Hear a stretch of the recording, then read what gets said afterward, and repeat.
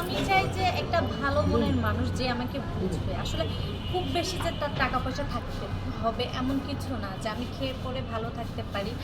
তার সময়টা আসলে লাইফে আমি মনে করি যে ছেলেটা আপনাকে ভালোবাসবে সে আপনাকে সময় দেবে। আর সময়ের থেকে মূল্যবান কিছুই না, যে আপনাকে সময় দিবে, ভালোবাসবে, সেই হচ্ছে প্রকৃত ভালোবাসার মানুষ।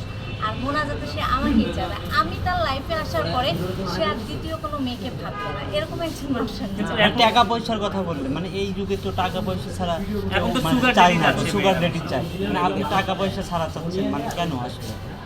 আসলে দেখা যাচ্ছে যে টাকা পয়সা থাকলেও, কোটি কোটি টাকা আছে, গাড়ি আছে, বাড়ি আছে, থাকলেও সে শান্তিতে নাই। আপনি যদি শান্তিটা না থাকে, আপনি এত কোটি টাকার গাড়িতে ঘুরে কি করবেন, লাখ টাকার বিছানায় শুয়ে কি করবেন, যদি আপনার সেই ভালোবাসাটাও আপনার হাজব্যান্ডের কাছ থেকে, ভালোবাসার মানুষের কাছ থেকে না থাকে।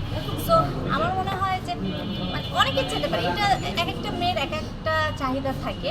বাট আমার মনে হয় আমার যেটা চাওয়া, যে আমার লাইফে যে মানুষটা আসবে সে আমার মন থেকে ভালোবাসবে, ভালো মনের মানুষ আর কি।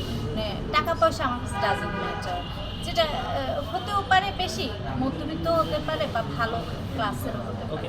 মানে 20,000 টাকা দিয়ে কি আপনি আপনার সংসার চালাইতে পারবেন? এখন কেন 20,000 টাকা দিয়ে সংসার চলবে না? থাকতেছে না একটা রিক্সাওয়ালা, সে মাসে কত টাকা ইনকাম করে? দেখা যাচ্ছে অনেক কোটিপতির ঘরেও সে শান্তি নেই, বাট ওই রিক্সাওয়ালাটা কিন্তু ডাল ভাত খেয়েও অনেক শান্তিতে আছে।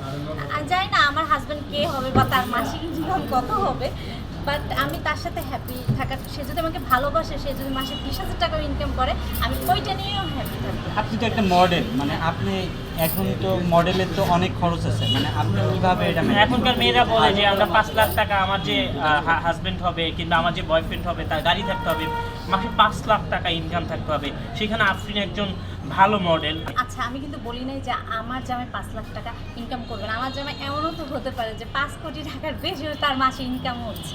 সো এখন এটা বলা যাবে তো আল্লাহর হাতে। এখন যদি কোটিপতির সাথে বিয়ে হয় হবে, আবার যদি দেখা যায় যে সে 20,000 টাকা মাসে ইনকাম করতেছে, এমন মানুষের সাথেও হতে পারে।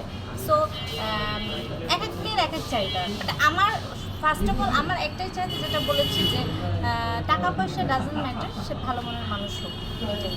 মানে আপনি তো একটা মডেল, মানে আপনি পোশাক আশাক বা হচ্ছে মেকআপের কেমন টাকা খরচ হয়? আপনি শেষ করে দাও। সেটা ভবিষ্যতে কিভাবে মেনটেন করবেন? আচ্ছা, বলিনি। ধরেন আমি এখন আমার যেহেতু এটা প্রফেশন, তো এই প্রফেশন আমি থেকে গেলাম। আমার তো ধরেন এভাবেই থাকতে হবে। আমাকে নিজেকে প্রেজেন্ট করতে গেলে তো এভাবেই থাকতে হবে।